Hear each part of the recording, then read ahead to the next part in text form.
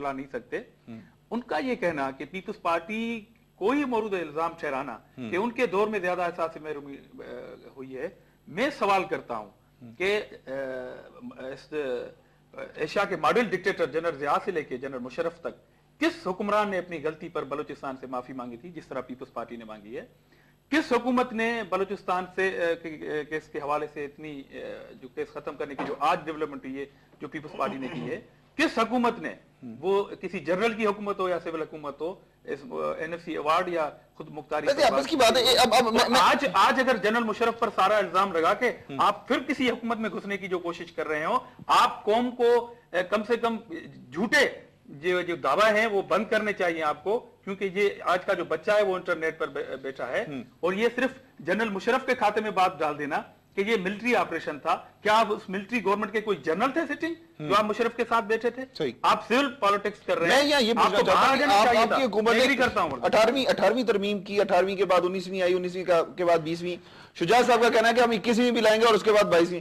क्या वजह है कि हम एक ही जगह में बैठ के एक ही वक्त में कौम का और अपना टाइम क्यों जाया करती है हुकूमत कि एक ही तरमीम जो है वो सारी चीजें कर ले जो उस मसले हैं उनको हल कर रहे? देखें, किसी भी रियासत में वक्ती जो हालात पैदा होते हैं और जो पार्लियामेंट होती है, अवाम नुमाइंदे इसलिए ही तो पार्लियामेंट में भेजते हैं कि अगर कोई प्रॉब्लम या इश्यू हो जाता है उसको डेडलॉक के बजाय हम थ्रू ऑफ नेशनल असेंबली बैठ के कोई भी अमेंडमेंट अगर कॉन्स्टिट्यूशन में करें तो कर सकते हैं। अवाम ने इख्तियार ही इसलिए दिया अपने नुमाइंदों को। ठीक है।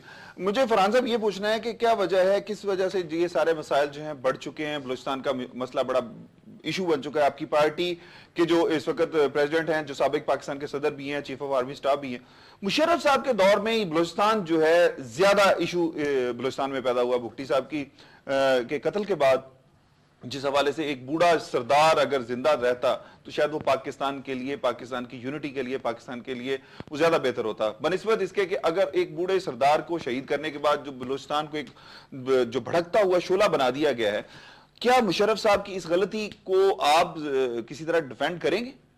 अच्छा, आपने बोला बूढ़ा सरदार, तो जब वो जवान सरदार था तो उसने क्या किया था? मरियों के साथ क्या किया था आपको भी पता होगा। अच्छा, इसी फौज के साथ, फौज को साथ मिला के मरी कबीले के ऊपर इन्होंने बम्बार्टमेंट कराई थी जिसमें 10,000 लोग मारे गए थे। रिकॉर्डेड है वो, आप निकाल के चेक कर सकते हैं। अरे मुझे ये बात सुनने में, अब मेरी बात सुन लीजिए, अब आपने पूरी बात की, मैं भी बोल लूं। और बलूचिस्तान का जो मसला है ना, वो आपको मैं बताऊं बहुत ज्यादा सेंसिटिव मसला हुआ है। 120 साल का तेल का गेट वे है वो, 120 साल का, दुनिया का 120 साल के तेल का गेट वे है। इस गवर्नमेंट को, सिटिंग गवर्नमेंट को अब ये चाहिए कि वो कुछ ना कुछ करे, लेकिन क्या करे? मसला तो ये है कि करे क्या? जो सरदार हैं ये सरदारों के पीछे जाते हैं, वो सरदार इस मुल्क के झंडे जलाते हैं बाहर लंदन में बैठ के, और वो बोलते हैं हम पाकिस्तान को हम मानते ही नहीं, तस्लीम ही नहीं करते। सही। तो अब दूसरी सूरत में आप जो है अपना किन लोगों से बात करें? तो ये जो मीडिया इस वक्त जो काम कर रहा है वो 2-3-4 गिने चुने सरदार हैं जो पाकिस्तान में भी नहीं है और वो अपने कबीलों में भी नहीं जा सकते। सही। वो जो आपके ये अपने इलाकों, अपने घरों में भी नहीं जा सकते। अच्छा, अभी आपने शायद सुना होगा कि मियाँ साहब गए थे तो जमील बुख्ती जो है उन्होंने कहा था कि हमें आप बुख्ती आउट डेरा बुख्ती छोड़ा है, तो मियाँ साहब ने उनसे माजरत कर ली कि नहीं जी मैं नहीं जा सकता, क्योंकि इन्होंने इतने जुल्म किए हैं उनके ऊपर, उन कबीले वालों जो लोग हैं वहां पे जो रह रहे हैं इस वक्त, उनके ऊपर इतने ज्यादा जुल्म किए। आप समझते हैं कि बलूचिस्तान के मसले का असल मसला जो सरदार है? आपको मैं बिल्कुल, सबसे बड़ा मसला ही सरदार है। तरक्की इन्होंने खुद नहीं करने दी। अगर देखें आप, हर गवर्नमेंट में गवर्नर इनका होता था, परवेज मुशर्रफ साहब ने तो बलूचिस्तान से चीफ प्राइम मिनिस्टर बलूचिस्तान से बनाया था, और जितनी उस दौर में, उस परवेज मुशर्रफ साहब के दौर में जितनी तरक्की हुई उतनी पूरे 60 साल में नहीं हुई। सही। और वो यही चीज देखते हुए की थी उन्होंने तरक्की कि ये गेट वे है, 120 साल का तेल आपका यहीं से निकलेगा। सही। और बहुत सारी चीजें कर रहे, सुने मैं आपकी, अब और एक जो बहुत बड़ा मंसूबा था, ईरान इंडिया गैस पाइपलाइन, ये बहुत बड़ा मंसूबा था। आप इसको जो है इन्होंने जानबूझ के उन सरदारों ने नहीं बनने दिया गया। अगर वो बन जाता तो आपके पास इतनी गैस होती, जो 5% रॉयल्टी आपको मिल रही थी, ये तो रिकॉर्डेड है, ये गवर्नमेंट, ये भी अभी गवर्नमेंट में जाएंगे तो अब आप आपने निकाल के देख लीजिएगा एग्रीमेंट, कि 5% रॉयल्टी दे रही थी इंडिया और ईरान गवर्नमेंट, और वो 5% रॉयल्टी इतनी होती کہ اس سے آپ کے پورے ملک کی ٹرانسپورٹ بھی چلتی پوری، یعنی ٹوٹل آپ اس میں سے انرجی پرابلم جو ہے وہ ٹھیک ہو جاتی ہے، پرابلم 3% میں آپ کی جو ہے 3% ٹھیک ہے پوری ہو جاتی ہے، اور 2% اس کی آپ ایکسپورٹ کرتے، ٹھیک ہے، آپ ایکسپورٹ کرنے پہ آ گئے تھے. یہ سارا جو آپ دیکھ رہے ہیں سی این جی ٹرانسپورٹ آپ کا آ گیا، یہ انفراسٹرکچر تھا. میں بلوچستان کے شعبے میں ٹائم کم ہے، میں رحمت صاحب ایک چیز پوچھنا چاہوں گا، کیا وجہ ہے ہمارے یہاں ہم ہر دور میں جو اصل مسائل ہوتے ہیں اس سے ہٹ کے ہم فوج کو برا کہنا شروع ہو جاتے ہیں؟ کیا وجہ ہے ہمارے یہاں کہ آج جو مسئلہ اس حد تک پہنچ چکا ہے بلوچستان کا، کیا فوج اس کی ذمہ دار ہے یا فوج کو ہمیشہ اقتدار میں لانے والے، فوج کو لانے والے کون ہیں؟ دیکھیں جی، میں تو آپ کو ایک ورکر کی حیثیت سے کہتا ہوں جی کہ سیاستدانوں کی بہت بہت بڑی غلطیاں ہیں. صحیح. جس طرح یہ حکومت آئی پہلے دن سے ہم نے اس کو تسلیم نہیں کیا، سیاستدانوں نے، ہم وہی کام کر رہے ہیں، ہم نے ان کو کچھ کام کرنے نہیں دیا، 4 سال ہو گئے، وقت گزر گیا اس کا. آپ مجھے یہ بتائیں جب اس کے خلاف تاریخ چلے گی یا یہ جو بلوچستان کا جو مسئلہ کھڑا کیا گیا اس کا مطلب کیا ہے؟ اس کا مطلب صرف یہ ہے کہ اس ملک میں ہمیشہ کے لیے فوج آ جائے. صحیح. اور مجھے خطرہ ہے کہ ایسا نہ ہو کہ مشرقی تیمور آپ کے سامنے ہیں، صحیح، جنوبی سوڈان آپ کے سامنے ہیں، صحیح، دونوں معدنیات سے مالا مال تھے، دونوں کے خلاف کانگریس میں ایسی قرارداد آئی تھی جس طرح آج بلوچستان کے متعلق آئی ہے. صحیح. تو پھر کون آئے گا ملک کو بچانے کے لیے؟ کیا ہم سیاستدان ملک کو بچا لیں گے؟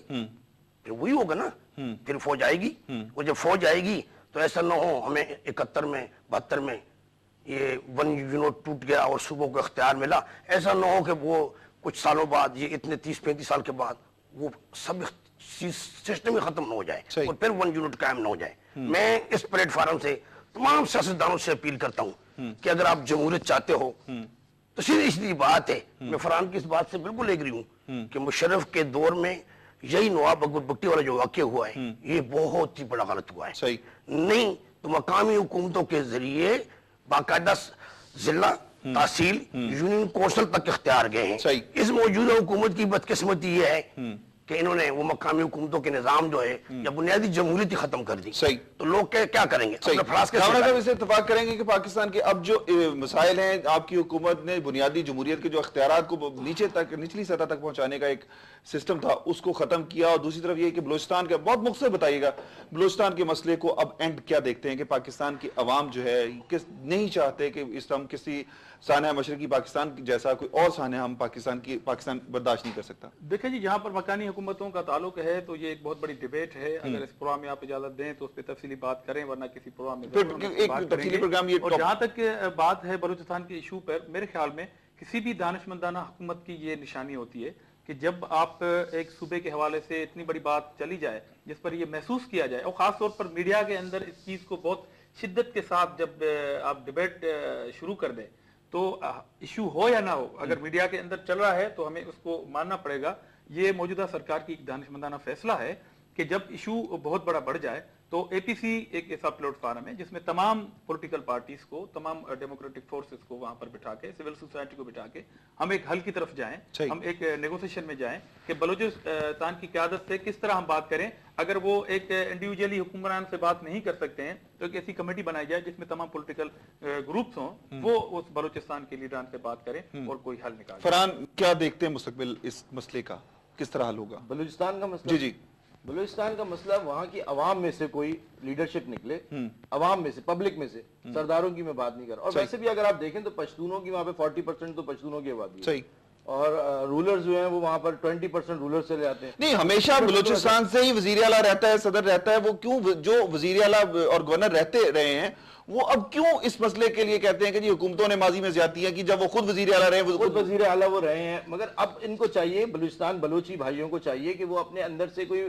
جو ہے اپنی لیڈرشپ نکالیں. جو لیڈرشپ نکلے گی، جب لیڈرشپ نکلے گی تو اس کے ساتھ گورنمنٹ، ہر گورنمنٹ اس کے ساتھ بیٹھ کے بات کرے گی. سید فرحان احمد صاحب، عاجز دامرا صاحب، رحمت خان وردک صاحب، میں آپ کا بڑا مشکور ہوں. آپ پروگرام میں تشریف لے کے. ناظرین اکرام، ایک چیز بتاتا چلوں کہ پیپلز پارٹی کی حکومت نے اے پی سی بلانے کا جو اعلان کیا ہے، اے پی سی آئے اور اللہ کرے کہ اس بلوچستان کے مسئلے کا حل آئے. رحمت خان صاحب نے کہا تھا کہ ایسٹ تیمور یا سوڈان، جنوبی سوڈان کا جو مسئلہ تھا اس میں امریکہ میں قرارداد آنے کے بعد وہاں جو صورتحال پیدا ہوئی تھی، اللہ نہ کرے کہ اس طرح کی صورتحال پاکستان کو درپیش ہو. ناظرین، ایک سجیشن اور بھی ہے کہ پاکستان کے عوام یا پاکستان کے حکمران، تمام سیاسی جماعتیں اگر سیدنا عمر فاروق رضی اللہ تعالیٰ عنہ کے اس فیصلے کی طرح اکٹھے ہو جائیں کہ جس میں انہوں نے 6 لوگوں کو کی ایک کابینہ بنائی تھی، جن لوگوں کو کہا تھا کہ میرے بعد آنے والے خلیفہ کے لیے نام جو ہے وہ طے کر لیا جائے، اور پھر یہ بھی کہا تھا کہ جب تک فیصلہ نہ ہو اس وقت تک کوئی باہر نہ نکلے، اور جب تک اس کے لیے یہ بھی تھا کہ جو فیصلہ کیے بغیر باہر نکلے اس کو قتل کر دیا جائے، ایک بندہ تلوار بکف باہر کھڑا تھا، تو کیا ہمارے یہ حکمران اس اے پی سی میں تمام سیاسی جماعتوں اور غیر سیاسی جماعتوں کے سربراہان کو اگر لے کر بیٹھ جائیں اور اس میں طے کر لیا جائے کہ ہم نے اس ملک کو کس طرف لے کے جانا ہے اور بلوچستان کے مسئلے کو کس طرح حل کرنا ہے، اور جب تک اس مسئلے کا حل نہ وہ طے کر کے کریں اس وقت تک کوئی سیاستدان وہاں سے ہلے نہ۔ ناظرین، یقیناً یہ ہوگا کہ اس مسئلے کا حل بھی نکل آئے گا۔ جس طرح فرحان صاحب نے کہا کہ یہ گیٹ وے ہے آئل کا، جس کے لیے پوری دنیا جو ہے اس وقت پاکستان کی نظریں جو ہیں پاکستان پر ہیں، ہمیں اپنا ملک بچانا ہے، اپنا انرجی سورسز جو ہیں وہ بچانے ہیں جو ہمارے آنے والی نسلوں کے لیے کام کریں گے۔ اس کے ساتھ ہی اپنے میزبان میاں طارق کو اجازت دیجیے گا۔ اللہ نگہبان۔ پاکستان زندہ باد۔